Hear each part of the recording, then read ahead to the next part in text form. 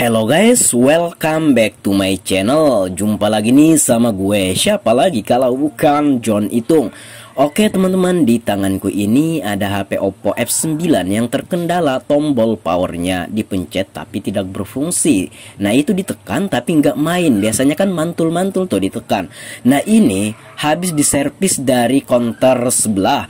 Nah kemudian nggak nyampe 3 hari, hanya berapa ya, sehari kayak gitu. Nah kemudian dibawa orang yang punya HP ke counter saya kembali. Nah kenapa saya bilang kenapa nggak dibawa ke counter tempat menyervis pertama kali? Udah katanya saya nggak enak. Ya udah, terpaksa kita bongkar HP-nya. Nah di sini saya mencoba membongkar backdoornya karena Oppo F9 ini beda dengan HP yang lain guys. Ini cara mencongkelnya kayak gini. Kita kasih cairan thinner untuk membantu untuk membantu supaya lemnya itu lekatnya kurang kayak gitu. Itu bukan lem juga, double tip lah kayak gitu ya. Nah di sini kita congkel menggunakan alat congkel yang saya buat dari ini ya, bekas touchscreen tablet advance. Saya ambil mika plastiknya. Nah itu saya gunakan untuk alat congkel LCD dan alat congkel kayak gini. Nah itu udah kebuka guys. Dan memang HP-nya ini pernah dibongkar sebelumnya, dan ini kita membongkarnya dengan sangat mudah. Biasanya kalau belum pernah dibongkar ini lumayan lah susahnya, nggak semudah ini. Nah ini kita lepas dulu semua baut-bautnya. Nah kalau di tempat saya kayak gitu ya, kadang orangnya nggak enakan dan nggak mau membawa ke counter tempat dia pertama kali servis ya. Nggak kayak di Jakarta. Kalau di Jakarta atau di mana-mana atau di kota-kota lain lah, kalau memang ada kendala belum 3 hari ya kita balik ke counter tempat kita memperbaiki pertama kali ya. Nah kalau di sini orangnya pada nggak enakan, jadi dibawa ke counter lain dan dibawa ke counter saya. Nah ini adalah habis diservis dari counter tetangga belum sampai 3 hari. Dan kambuh lagi penyakitnya, yaitu tombol power nggak bisa dipencet guys. Dipencet nggak main. Apakah yang terjadi? Nah ini kita sedang proses pembongkaran. Saya percepat video ini untuk mempersingkat durasi yang ada. Nah di sini kita bongkar guys. Nah kita bongkar bagian sampingnya sana, kita bongkar. Iya. Nah kita lihat tombol powernya copot guys. Dan itu tombol power yang dipasangkan adalah superpart, bukan yang originalnya. Itu yang superpart yang harganya 1000-an ya.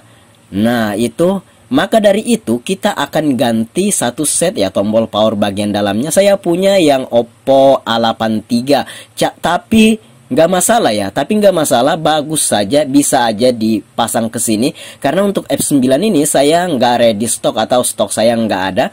Yang ada Oppo A83. Nah itu akan kita pasangkan ya, pasangkan ke sini. Nah dan itu akan kita modifikasi karena tidak sesuai ya tempat kaki-kaki penempelan antara tombol power dan mesinnya itu nggak presisi. Nah namanya saja beda tipe. Yang penting ini berfungsi secara maksimal guys. Nah kalau kita memang memiliki tombol power Oppo F9 ini, ya udah kita tinggal gantikan tanpa ada modifikasi apapun. Nah kita lepas fingerprintnya. Nah di sini kabel fleksibel, kabel baterai semua kita angkat, dan itu mesinnya kita angkat, dan kita lihat tombol powernya udah lepas kayak gitu ya. Mungkin abang servisnya kurang timahnya ya, sehingga tidak terlalu menempel, dan ditekan ya itu hasilnya terlempar kayak gitu, terlepas dari peredarannya. Nah ini kita akan mengambil mesinnya ini guys ya. Kita lepas dulu antenanya sana ya, itu warna merah atau warna pink ya. Warna pink itu menandakan kalau HP-nya ini pernah masuk air. Itu warna putih, kalau kena air berubah menjadi warna merah keping-pingan. Nah di sana ada bekas air yang udah mengering, kita bersihkan dulu, nggak masalah, sebagai bonus saja, sebagai pelayanan kita. Oke, di sini kita lepas dulu tombol power asalnya. Di sini kita copot aja ya. Nah kita copot, udah tercopot, dan saya akan melihati tombol power yang ready dan adanya Oppo A83. Nah itu tombol power yang aslinya, dan ini tombol power Oppo A83 guys ya. Kita masukin aja tombol powernya ke sana yang kecil itu.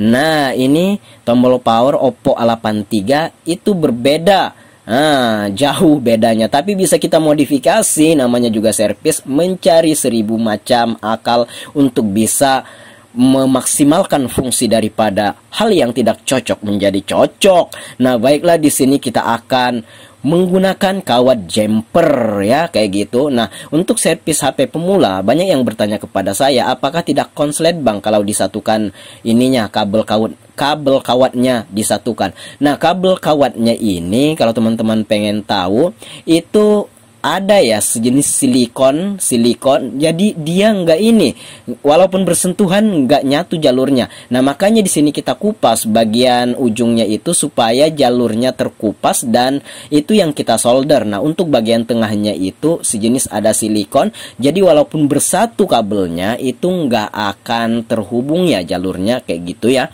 Nah, di sini kita mencoba menyoldernya guys, kayak gitu ya. Nah, udah. Nah, perkirakan aja panjangnya, jangan terlalu panjang, jangan juga terlalu pendek, sedang-sedang aja. Nah, di sini udah selesai, kita kasih kawatnya dan kita tempel di situ, kita pas-paskan, kita cocok-cocokkan, dan kita akan melepas itu double tip awalnya itu ya, double tip asalnya di sana kita lepas dulu karena udah nggak terlalu lengket guys. Oke.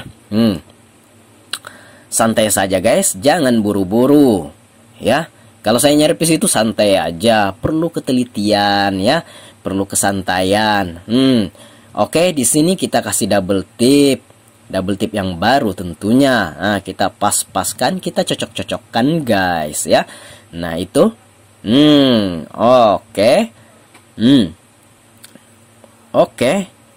Oke John, sudah itu John. Nah, di sini kita akan solder langsung ke mesinnya. Kita cari jalurnya biar ketukar nggak masalah ya.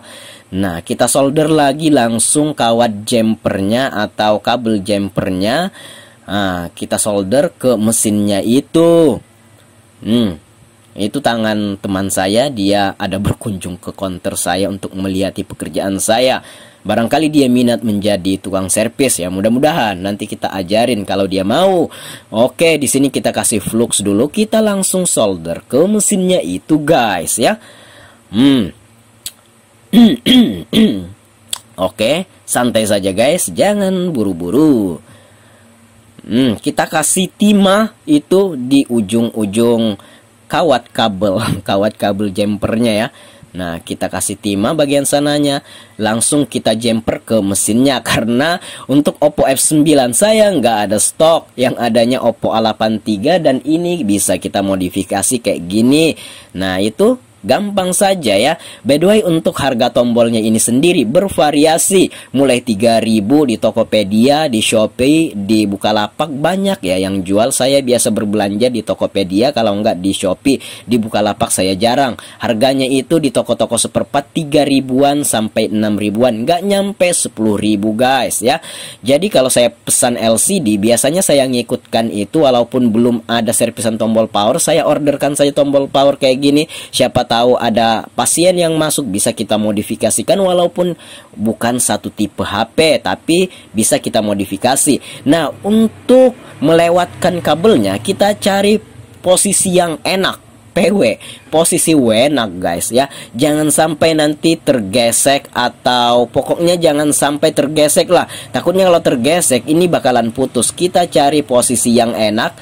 Nah, saya lagi mencari posisi-posisi untuk kabelnya ini supaya nggak bergesekan yang mengakibatkan putus pada kabelnya ini. Oke.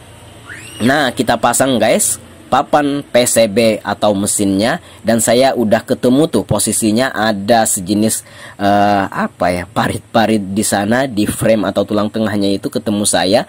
Jangan sampai bergesekan, ingat kataku, jangan sampai bergesekan, takutnya ini putus ya. Ini mudah banget banget ya, mudah banget putus. Nah, kita pasang semua kabel fleksibel LCD, kabel baterai, kabel charger yang ada di bawah sana, semua kita pasang guys ya. Jadi ini kita modifikasi saja. Jadi itu walaupun terhubung ya, walaupun kabelnya nyentuh tapi jalurnya itu nggak terkonek karena ada silikon. Jadi teman-teman nggak usah khawatir kalau teman-teman belum tahu itu kabelnya kok disatuin kayak gitu, nggak nyambung kabang. Ya memang menyatu, memang melekat, tapi jalurnya tidak terhubung karena seperti yang saya bilang di awal, karena ada silikon. Kita pasang semua antena yang ada di sana guys ya. Oke, kita pasang ya. Nah, ini kita akan pasang, kita akan cocokkan. Oh, saya mencoba menekan. Kita tes dulu, takutnya tidak berfungsi. Nah, itu udah hidup ya, udah berfungsi sebagaimana mestinya. Nah, di sini saya akan memasangnya guys. Nah, udah kita cocok-cocokkan dan ini sudah berfungsi. Ingat itu kabelnya. Nah, kita amankan maksimal mungkin posisi yang enak ya. Jangan sampai nantinya kabelnya tergesek, ketindis atau gimana-gimana lah. Pokoknya kita atur saja seimajinasi kita, sekemampuan kita gimana pun ya. Ya, oke. Jadi beda teknis itu, beda konsep. Kalau saya kayak gini aja. Nah, di sana saya kasih selotip atau isolasi kertas ya. Nah, untuk menutupi atau mengalasi kabelnya yang itu. Pokoknya ini kita kunci kabelnya ini, jangan sampai dia lepas kayak gitu karena ya goyang-goyang nantinya. Nah, kita akan tutupi lagi untuk bagian atasnya guys. Nah, cocok John, sip. Nah, udah gitu, nggak ada cara yang gimana-gimana, cukup mudah, simple dan sederhana tentunya. Nah, baiklah, di sini udah berhasil ya, udah tinggal kita pasang guys casing-casingannya ya, casing belakangnya, backdoornya, semuanya kita pasang. Oke, nah selesai sudah tutorial kali ini, cukup mudah, simple, bahkan seperti yang saya bilang tadi apa, sangat sederhana banget. Walaupun nggak cocok, nah kita pasang fingerprintnya dulu. Nah, walaupun nggak cocok, yang penting ada konsepnya kayak gini. Yang penting di samping frame atau tulang tengahnya dia bisa berletak atau bertempat. Masalah kaki untuk menyambungkan ke mesin itu bisa kita modifikasi kayak gini. Yang penting tempatnya cocok dulu ya. Yang bagian samping atau bagian frame tulang tengah ini, tempat meletakkan tombol powernya ini, itu yang penting. Kalau udah itu nggak cocok ya udah wassalam. Bagaimana kita mau modifikasi ya kan? Nah, sementara di sampingnya nggak cocok untuk meletakkan tombol powernya. Nah, kebetulan ini cocok dan kebetulan ini punya Oppo juga A83 yang berbeda banget sama Oppo F9 ini. Nah, tapi kita modifikasi lagi. Oke, nah di sini udah kita pasang, saya rapatkan, kita rapikan dan kita pasang backdoornya, kita pasang semua baut-bautnya. Saya akan percepat video ini untuk mempersingkat durasi yang ada guys ya. Kita pasang semua baut-bautnya di sana. Oke, kita pasang guys.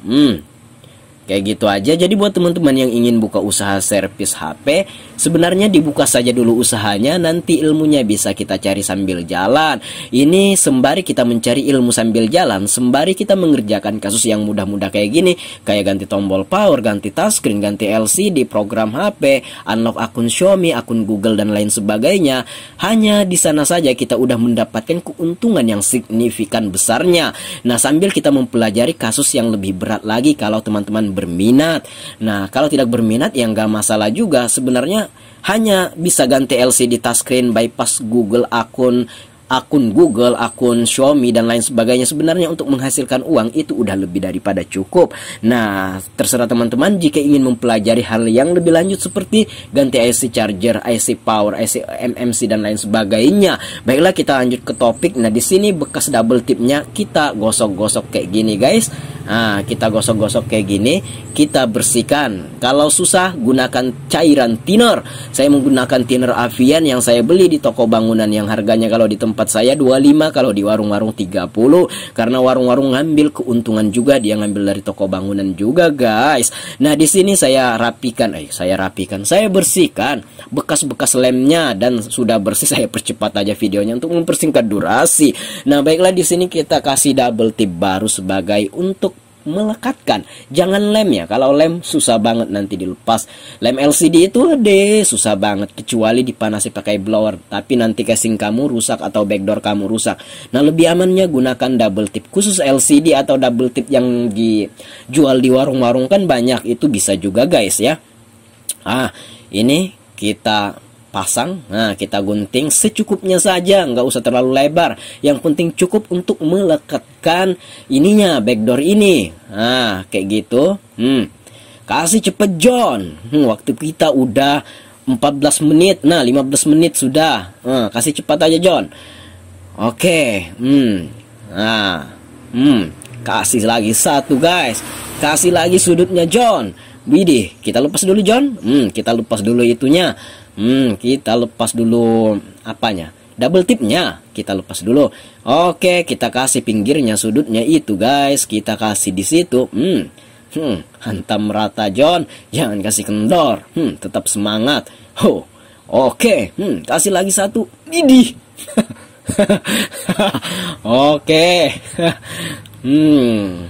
Udah tinggal pasang John Oppo F9 tombol power solution. Udah jadi guys project kita. Cukup gampang, simple, dan seperti saya bilang di awal, sangat sederhana sekali. Kita pasang SIM tray yang ada itu SIM card dan memory cardnya kita pasang dulu ke situ. Oke, dan jadi deh, dan udah berhasil ya. Kita tekan, ini agak sedikit lola karena HP-nya baru jalan dan paketnya nyala guys. Nah, kalau tahu aja kan kalau paket jalan, paket data jalan, banyak WhatsApp masuk, aplikasi-aplikasi jalan online dan HP-nya lelet, dan ini udah berhasil. Baiklah, sampai di sini dulu perjumpaan kita. Selesai sudah tutorial kali ini. Jika ada yang belum dipahami, tanyakan di komentar. Jika ada pendapat lain, nyatakan di komentar. Saya John Itung, see you the next video my brother. Hahaha.